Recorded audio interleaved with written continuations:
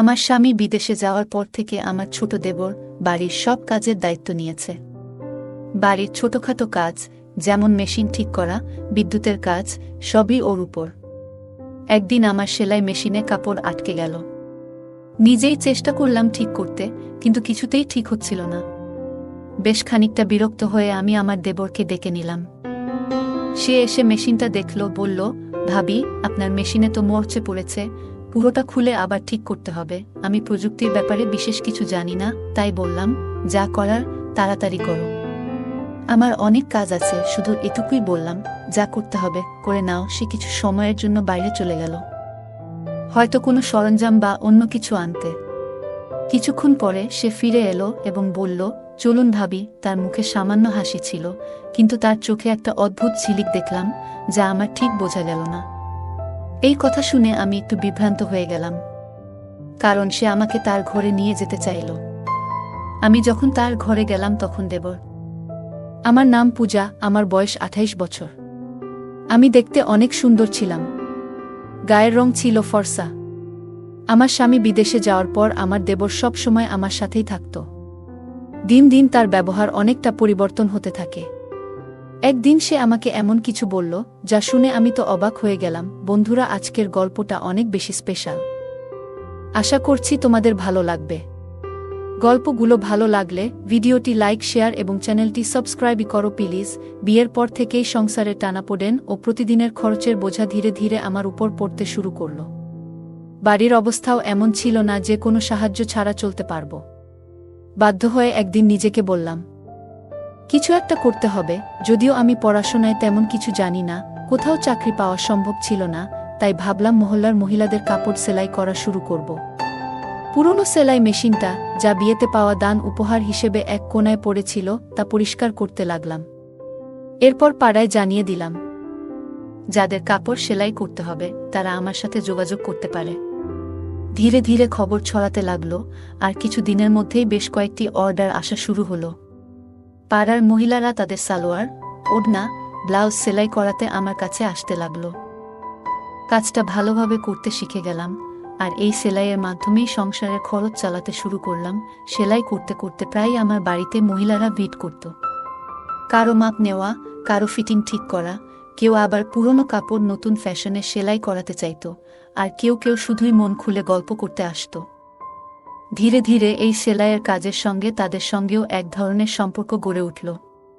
তারা আমাকে তাদের মনের কথা বলতো, সমস্যার কথা শেয়ার করত। এতে আমিও এক ধরনের সান্ত্বনা পেতাম, একটা উদ্দেশ্য খুঁজে পেলাম দিনভর ব্যস্ত থাকার, নিজের কষ্ট ভুলে থাকার। সেলাইয়ের কাজ বাড়তে লাগল। এক মহিলা কাপড় দিতে আসলে আরেকজন নিতে চলে আসত। আমার নিজের সন্তান ছিল না, তাই এই কাজের জন্য বাড়িটা সবসময় মহিলাদের হাসিতে ভরে থাকত। ওদের হাসিঠাট্টা আর গল্পে আমার বাড়িতে যেন নতুন করে জীবনের প্রাণচাঞ্চল্য ফিরে এলো। কাজের সাথে সামান্য আয়ও হচ্ছিল, যা আমার জন্য এক প্রকার স্বস্তি নিয়ে এলো। কিছু মাসের মধ্যেই আমার সেলাইয়ের দক্ষতার কথা আশেপাশের এলাকাতেও ছড়িয়ে পড়ল। এবার দূরের মহল্লা থেকেও মহিলারা তাদের কাপড় সেলাই করাতে আসতে লাগল। কাজের চাপ এতটাই বেড়ে গেল যে একা সামলানো মুশকিল হয়ে পড়ল। প্রতিদিন ঘন্টার পর ঘন্টা মেশিনের সামনে বসে কাজ করতে করতে কাঁধ ব্যথা করতে শুরু করল। এমনকি আঙুলগুলোতেও ব্যথায় ফুলে যেত। শেষে পাড়ার কয়েকজন মেয়েকে সাহায্যের জন্য ডেকে নিলাম, যারা সেলাই শিখতে আগ্রহী বা কিছু আয় করতে চায়। আমি বললাম তারা যেন নিজেদের সেলাই মেশিন নিয়ে এসে আমার সাথে কাজ করে। এর বিনিময়ে তারা সেলাই শিখবে এবং সামান্য পারিশ্রমিকও পাবে। কেউ কেউ সেলাই মেশিন প্রথমবার ধরেছিল। ধৈর্য ধরে তাদের কাপড় ঠিক করে বসানো, সুতো লাগানো এবং সোজা সেলাইয়ের কৌশল শেখাতাম। তাদের আশায় আমার কাজ অনেক হালকা হয়ে গেল। এখন বাড়িটা আরও প্রাণবন্ত লাগত। ওরা হাসত, গল্প করত, আর মাঝে মাঝে আমার সাহায্যে নতুন কিছু ডিজাইন শিখত। তাদের সাথে আত্মীয়তার মতো একটা সম্পর্ক গড়ে উঠেছিল। আমি তাদের সেলাই মেশিন চালানো শেখাচ্ছিলাম, আর ধীরে ধীরে কাজও দিতে শুরু করলাম। তবে নতুন বলে প্রায় ভুল করত। কখনো মেশিনে কাপড় আটকে যেত, কখনো সুতোর গিঁট ছিঁড়ে যেত বা আঙুল ফুটত। প্রতিদিনই মেশিনের সমস্যা হতো, আর ঠিক করাতে আমার অনেকটা সময় চলে যেত। একদিন তাদের মধ্যে এক মেয়ের মেশিন আবার নষ্ট হয়ে গেল। কাপড় মেশিনে আটকে গেল। আমি নিজে থেকে চেষ্টা করলাম ওর মেশিনটা ঠিক করতে, কিন্তু সফল হলাম না।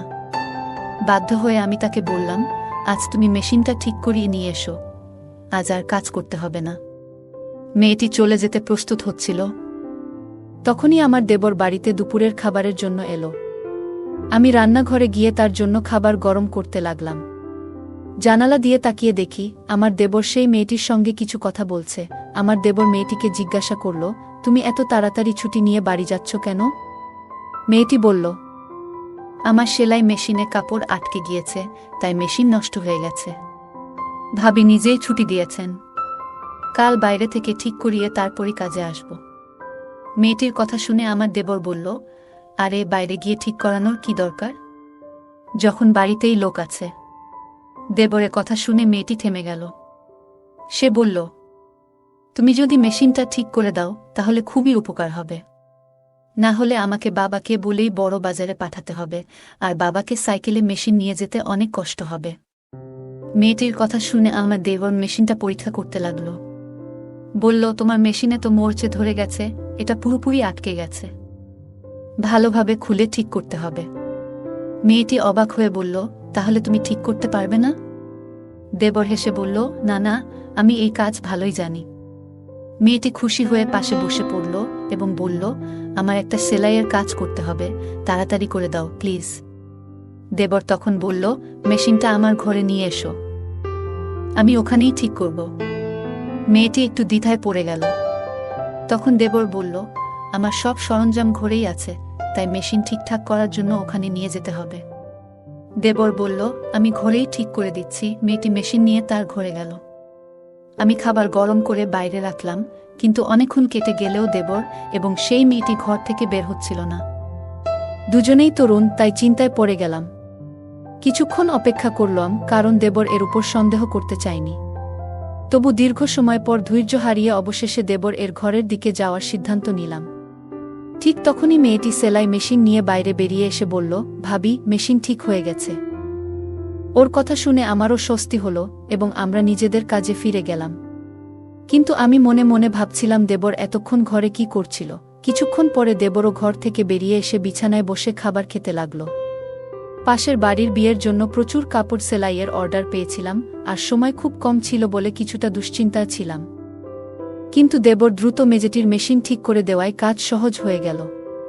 খাওয়া শেষ করে দেবর মজা করে বলল, যার মেশিন নষ্ট হবে আমি আছি। আমি হেসে উঠলাম। এই সেলাই কাজ থেকে এখন বেশ ভালো আয় হচ্ছিল, তাই মনও বেশ ভালো ছিল। বিয়ের 9 বছর কেটে গেছে, আর স্বামী বিয়ের কিছুদিন পরই বিদেশে কাজের জন্য চলে গিয়েছিল।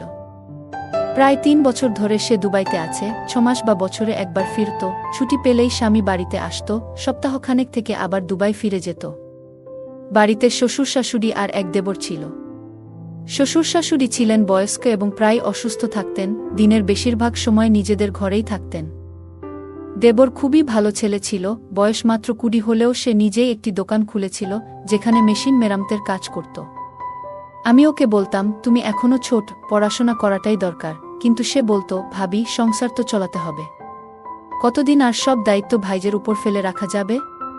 ভাই বিদেশে আছে, বাড়িটাও ভাড়ার, মা বাবা অসুস্থ, তাই আমাকে কাজ করতেই হবে। সাধারণত দেবর দিনের বেশিরভাগ সময় দোকানেই থাকত, তবে মাঝে মধ্যে বাড়িতেও আসত, আর আমি নিশ্চিন্তে থাকতাম। দেবর বাড়িতে এলেই এখানে ওখানে ছোটখাটো কাজগুলো করে দিত। আমার সাথে বসে অনেক গল্প করত। মেয়েরা যেসব মেশিন নিয়ে আসত তা প্রায়ই নষ্ট হয়ে যেত, আর আমি দেবরকে বললেই সে দ্রুত ঠিক করে দিত। একদিন আমি সেলাই করছিলাম, আবারও সেই মেয়েটির মেশিন নষ্ট হয়ে গেল। এতে আমার রাগ উঠে গেল। বললাম, তুমি এত বড় হলে, কতদিন ধরে তোমার সেলাই শেখাচ্ছি, অথচ এখনো কিছুই শিখতে পারনি। আমার রাগ দেখে মেয়েটি কেঁদে ফেলল। আমি ওকে বললাম, তোমার মেশিন নিয়ে যাও এবং বাড়ি যাও। কিন্তু ঠিক সেই সময় আমার দেবর বাড়িতে এলো, আর মেয়েটিকে কাঁদতে দেখে বলল, ভাবি, ও কাঁদছে কেন? দেবর আশেপাশের সব মেয়েদের চিনত, তাই ওদের ব্যাপারে খোঁজ খবর নিত। আমি বিরক্ত হয়ে বললাম, এই মেয়েটি আমাকে খুবই বিরক্ত করছে, মনে হচ্ছে ওকে কাজ থেকে বাদ দিয়ে দিই, ইচ্ছে করেই মেশিন নষ্ট করে ফেলে। আমার কথা শুনে দেবর হেসে ফেলল। আমি রাগের মধ্যে ছিলাম, তাই ওকে একটু বকাও দিলাম। দেবর বলল, ভাবি, এর কোনো দোষ নেই, আজকালকার মেশিনগুলোই এমন সহজে খারাপ হয়ে যায়। পুরনো দিনের মেশিন কিনলে তার অনেক বছর পর্যন্ত কোনো সমস্যা হতো না। এখন তো সবকিছুই লোকাল মানের। দেবরের কথা শুনে আমি ওর দিকে তাকালাম। সে তখন পকেট থেকে মোবাইল বের করে বলল, ভাবি, দাদার কল এসেছে, আপনি কথা বলবেন? আপনার রাগও মিটে যাবে। স্বামীর কথা শুনে আমি হেসে ফেললাম। দেবর খুবই দুষ্ট ছিল, মাঝে মাঝেই আমাকে মজা করত। আসলে কয়েকদিন ধরে আমার স্বামীর সাথে কথাই হয়নি। হয়তো কাজের জন্য ব্যস্ত ছিল। প্রায় প্রতিদিনই দেবরকে বলতাম, দাদার সাথে একটা কল লাগিয়ে দাও, কিন্তু সে প্রতিবারই বলতো, ভাবি, আজ মোবাইলে টাকা নেই, কাল কথা বলিয়ে দেব। তবে বেশ কিছুদিন পার হয়ে গেলেও সে কলটা করে দেয়নি। হয়তো সত্যিই ওর মোবাইলে টাকা ছিল না। কিন্তু আজ দেবর আমাকে মোবাইলটা ধরিয়ে দিতেই সবকিছু ভুলে গেলাম। মোবাইল হাতে নিয়ে নিজের ঘরে গিয়ে স্বামীর সঙ্গে কথা বলতে শুরু করলাম। বহুদিন ধরেই কথা হচ্ছিল না, তাই অনেক প্রয়োজনীয় কথা বলার ছিল। প্রায় 15 মিনিট পর কথা শেষ করে যখন কল কাটতে যাচ্ছিলাম, তখন স্বামী বললেন, মা বাবার সাথেও একটু কথা বলিয়ে দাও। আমি মোবাইলটি নিয়ে শ্বশুর শাশুড়ির ঘরে গিয়ে আমার স্বামীর সঙ্গে কথা বলালাম। তারা বেশ খুশি হলেন। সেখান থেকে বেরিয়ে এসে দেখলাম দেবর বাইরে নেই। এক মেয়ে বলল, ও এখনও তানিয়ার মেশিন ঠিক করছে, আর ওর ঘরের দিকে ইশারা করল। আমি কিছুটা অবাক হলাম, কারণ এতক্ষণ ধরে ওরা ঘরের ভেতরেই ছিল। ঠিক তখন মনে পড়ল, আমি এখনও দেবর এর জন্য খাবার গরম করিনি। নিজের মাথায় হাত ঠেকালাম। স্বামীর সঙ্গে কথা বলার ফাঁকে দেবর এর খাবার দেওয়ার কথাই ভুলে গিয়েছিলাম। দেবর যখন বাইরে এলো, তখন আমি বললাম, তুমি বসো, আমি তোমার জন্য খাবার গরম করে আনি। কিন্তু দেবর বলল, না ভাবি, আমার পেট ভরে গেছে, আজ খাবো না। হেসে সে বাইরে চলে গেল, আর আমি একটু অবাক হয়ে মেশিনের পাশে বসে ভাবতে লাগলাম, আসলে ও কোথায় গিয়ে পেট ভরালো। সেদিন আমি কাজের মাঝে হঠাৎ এক পাশে দেখলাম আমার তানিয়া কিছু মেয়ের সাথে ধীরে ধীরে কথা বলছে। তার মুখে এক ধরনের আনন্দ ঝলকাচ্ছিল, যেন সে আনন্দে মেতে আছে। তার মুখে এক অদ্ভুত লালচে আভা ফুটে উঠেছিল, যা দেখে আমার মধ্যে হালকা অভিমান তৈরি হলো। আমি এগিয়ে গিয়ে প্রশ্ন করলাম, তানিয়া, তোমার মেশিন ঠিক হয়ে গেছে? সে তাড়াতাড়ি মাথা নাড়ল। আমি তাকে বললাম, তাহলে এবার কাজটা ঠিকঠাক করো। আমার কথা শুনে সবাই নিজেদের কাজে মন দিল। কাজ করতে করতে আমি আমার স্বামীর কথা ভাবতে লাগলাম। বহুদিন ধরে আমি চাইছিলাম সে যেন কিছুদিন বাড়িতে থাকে। আমার মন খুব চেয়েছিল তাকে বাড়িতে দেখতে, কিন্তু সে বলতো, যদি বাড়িতে আসি তাহলে বেশ কিছু খরচ হবে, তাই কিছুদিন না আসাই ভালো। আমি জানতাম সে আমাদের ভবিষ্যতের জন্য প্রতিটি টাকার হিসাব করছে, যাতে আমাদের ভবিষ্যৎ আরও ভালো হয়। কিন্তু তবু তার দূরত্ব আমাকে কষ্ট দিচ্ছিল। মনে মনে ভাবতাম, সে যদি প্রতিদিন বাড়ি ফিরত, আমার সাথে থাকত, তাহলে কেমন হতো। আমি চাইতাম সে বাড়ি ফিরুক, হয়তো কম আয় হবে, কিন্তু সে পাশে থাকলে সবকিছু সহজ হতো। তাই আমি চুপচাপ সেলাইয়ের কাজে মন দিতাম। সেলাই করার মাধ্যমে কিছু আয় করতে পারছিলাম, যা ঘরের খরচের কিছুটা সাপেক্ষে সহায়ক হতো। আমি যা উপার্জন করতাম তা শাশুড়ির হাতে তুলে দিতাম, এতে সবার মুখে হাসি ফুটে উঠত, আর আমার সময়টাও ভালো কেটে যেত। সেলাইয়ের কাজে নিয়োজিত মেয়েদের মেশিনগুলো প্রায়শই নষ্ট হয়ে যাচ্ছিল। অনেকবার বুঝিয়ে বলেছিলাম, মেশিনগুলো ঠিকভাবে চালানো শিখতে হবে, কিন্তু প্রতিদিনই কারো না কারো মেশিনে কোনো না কোনো সমস্যা দেখা দিত। ভাবছিলাম, যদি মেশিন ঠিক করার কাজটাও শিখতে পারতাম তাহলে কেমন হতো। কিন্তু আমি তেমন শিক্ষিত নই, তাই এ ধরনের কাজ শেখার সাহস পাইনি। এই মেশিনগুলো আগে আমার শাশুড়ি চালাতেন, তিনি আমাদের সংসারের খরচ মেটানোর জন্যই সেলাই করতেন। কিন্তু আমার বিয়ের পরপরই শাশুড়ি অসুস্থ হয়ে পড়লেন, আর তখনই আমার স্বামী বিদেশে চলে গেলেন। আমি তখন ভাবলাম, সেলাইয়ের কাজটি আমিই করব, এতে সংসারের জন্য কিছু টাকা আসবে। কিন্তু বুঝতে পারিনি যে এর সাথে কিছু বাড়তি সমস্যাও আসবে। সে দিনটাতে আমার খুব ভালো লাগছিল, কারণ সকালে আমার স্বামীর ফোন এসেছিল। স্বামীর খবর পেয়ে মনটা খুশিতে ভরে গিয়েছিল। তবে কাজের মধ্যে ঠিক তখনই আমাদের পাড়ার এক মহিলা এলেন। তিনি বললেন, আমার মেয়ের বিয়ে, আমি চাই তুমি বিয়ের জন্য প্রয়োজনীয় সব পোশাক সেলাই করে দাও। আমার হাতে তখন তেমন কাজ ছিল না, তাই তার কথা শুনে বেশ আনন্দ পেলাম। হাসিমুখে তাকে বললাম, আমার বেশ কয়েকজন মেয়ে আছে কাজ শেখার জন্য, আমরা একসঙ্গে কাজ করে সময় মতো সব পোশাক তৈরি করে দেব। তিনি আমাকে অনেক আশীর্বাদ দিয়ে চলে গেলেন, আর তার যাবার পর আমি সেলাই শেখার মেয়েদের সঙ্গে বসে কাজ ভাগাভাগি করলাম। সেদিন কাজের চাপ ছিল অনেক, আর সময় ছিল খুব কম। তাই আমি মেয়েদের বললাম, সবাই নিজের মেশিন ঠিকভাবে চালাবে। যদি কাজের মাঝে কারো মেশিন নষ্ট হয়, তবে তাকে এই কাজ থেকে বাদ দিতে হবে। আমার কথা শুনে এক মেয়ে মৃদু হেসে বলল, ভাবি, আজ আপনার ছোট দেবর আসবে না, আমরা তার মাধ্যমে আমাদের মেশিনগুলো ঠিক করিয়ে নেব। মেয়েটির মুখে চাপা হাসি ছিল, যার অর্থ আমি তখন পুরোপুরি বুঝতে পারিনি। আমি তখন কাপড়গুলো যাচাই করছিলাম, তাই বললাম, হ্যাঁ ঠিক আছে, দ্রুত মেশিনগুলো ঠিক করে নাও। এই কথায় সবাই যেন খুশি হয়ে উঠল। দুপুরে ছোট দেবর এলে মেয়েরা তার চারপাশে ঘিরে ধরল। সে বলল, আমি কি সব মেশিন ঠিক করার দায়িত্ব নিয়েছি? যাও, অন্য কারো কাছে নিয়ে যাও। তবু হাসতে হাসতে সে তাদের সাহায্য করতে লাগল। আমি এই দৃশ্য দেখে মৃদু হেসে ফেললাম, আর মেয়েরা একটু মন খারাপ করল। তারপর মেয়েরা মজার ছলে বলল, আমরা তো তোমার জন্যও কিছু করতে চাই, আমরা তো বিনিময়ে কিছু দিতে চাই। হাসতে হাসতে আমার ছোট দেবর বলল, আচ্ছা, তাহলে কিছু দিতেই হবে। তখন এক মেয়ে বলে উঠল, যেদিন তোমার বিয়ে হবে, আমরা তোমার বউয়ের জন্য সেরা পোশাকটি সেলাই করে দেব। তার কথা শুনে আমার দেবর হেসে বলল, তোমরা সবাই বেশ চালাক, প্রতিদিন কারো না কারো মেশিন ঠিক করি, আর শেষমেশ বিয়ের দিনে শুধু একটা পোশাক সেলাইয়ের প্রতিশ্রুতি। দেবর এর কথা শুনে আমি হেসে উঠলাম। সে বলল, তোমাদের সেলাই এখনো পুরোপুরি নিখুঁত নয়, তাই মাফ করো, আমার ভাবি আমার হবু স্ত্রীর জন্য পোশাক বানাবে। কথাটি বলে সে আমার দিকে তাকালো। আমি হেসে মেয়েদের বললাম, আমার ছোট দেবর এখনো খুব ছোট। তখন এক মেয়ে অবাক হয়ে বলল, ভাবি, কিন্তু ও তো দেখতে বেশ লম্বা। আমার দেবর মজার ছলে আমার দিকে তাকিয়েছিল, যেন আমার জবাব শোনার জন্যই অপেক্ষা করছিল। আমি জানতাম সে আসলে বয়সে বেশ তরুণ, পরিবারের দায়িত্ব নেয়ার জন্য সে প্রস্তুত নয়, আর্থিক পরিস্থিতিও তেমন ভালো নয়। আমার স্বামীও বিয়ের পর আমাদের ভবিষ্যৎ গড়ার জন্য দূরে চলে গিয়েছিল। আমিও চেয়েছিলাম না যে ভবিষ্যতে আমার দেবরের স্ত্রীও একই দূরত্বের কষ্টে থাকুক। তাই আমি বললাম, লম্বা হয়েছে বলে বিয়ে করতে হবে এমন কোনো কথা নেই। বিয়ের জন্য আরও অনেক প্রস্তুতির প্রয়োজন। ওর বিয়ে হতে এখনো কয়েক বছর বাকি। আমার কথা শুনে দেবর হেসে উঠল। এরপর আমি মেয়েদের দিকে ফিরে বললাম, চলো, এবার সবাই কাজে মন দাও, আমি দেবরের জন্য খাবার গরম করে নিয়ে আসি। এ কথা বলে আমি রান্নাঘরে গিয়ে তার জন্য খাবার গরম করতে লাগলাম। মেয়েরা নিজেদের কাজ নিয়ে আবার ব্যস্ত হয়ে গেল। আমি আমার দেওরের ঘরে যাচ্ছিলাম, কারণ জানি না কিভাবে, কিন্তু ও মেশিনগুলোতে এক ধরনের জাদু করত, আর সবকিছু ঠিকঠাক হয়ে যেত। সেদিনও সে মেয়েদের সেলাইয়ের মেশিনগুলো সারিয়ে দিয়ে নিজের কাজে চলে গেল। পরের দিন প্রচুর কাজ ছিল, তাই কাউকে কাজ থেকে সরতে দিলাম না। দেবরও সেদিন বাড়িতে আসেনি, আর কাজের চাপ এত বেশি ছিল যে আমিও ব্যস্ত ছিলাম। মনে মনে ভেবেছিলাম, কাজের ফাঁকে নিজের বাবা মার বাড়িতে কিছুদিন যাব।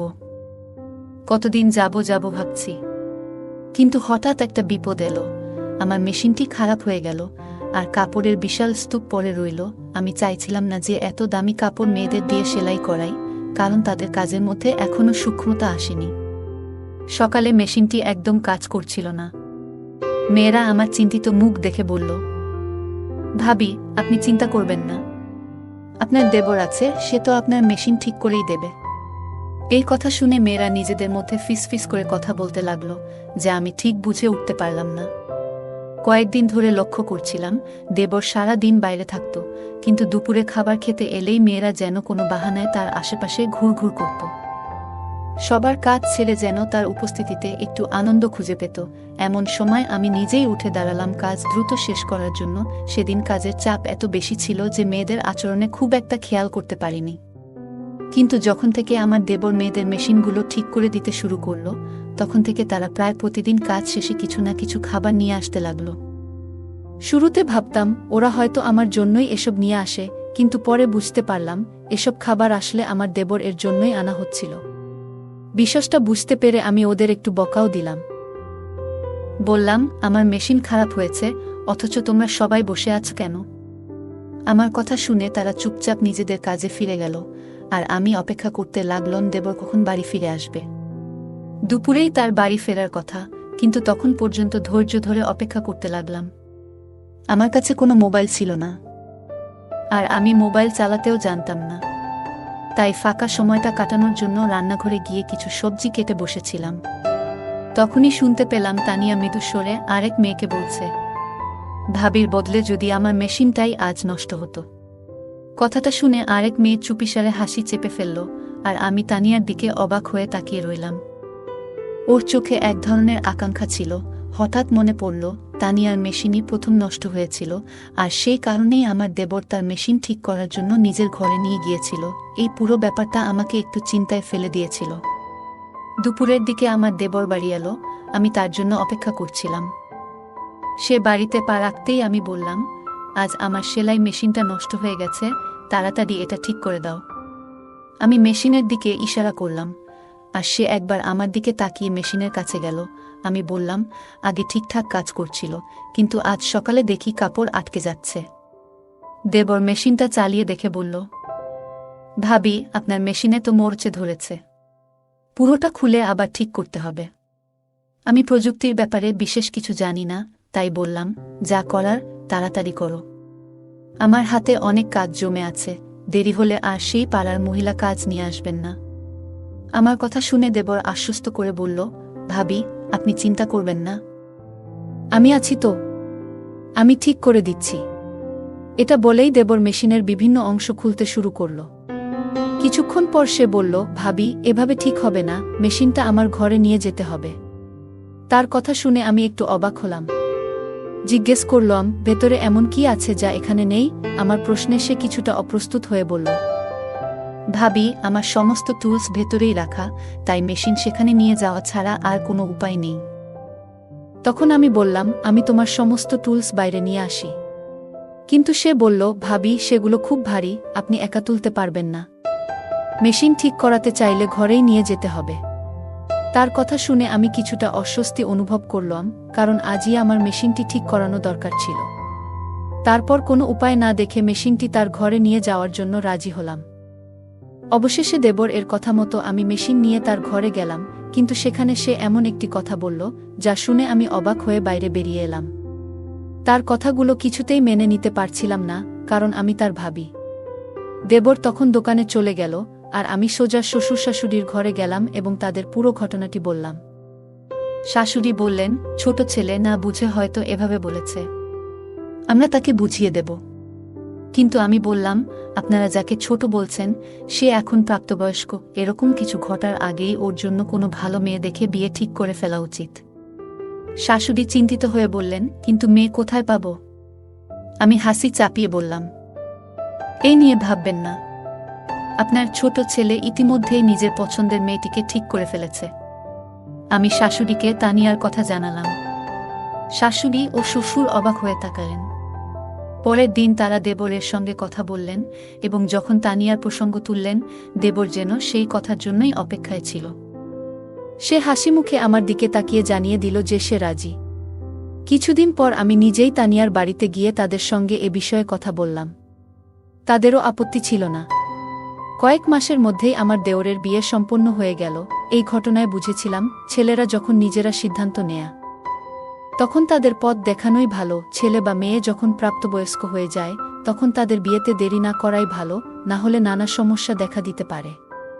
তানিয়া যখন আমাদের বাড়িতে বউ হয়ে এলো, তখন সে আমার সঙ্গে মিলে সেলাইয়ের কাজে হাত লাগাল। আমাদের বাড়ির আয়ও এতে দ্বিগুণ হল।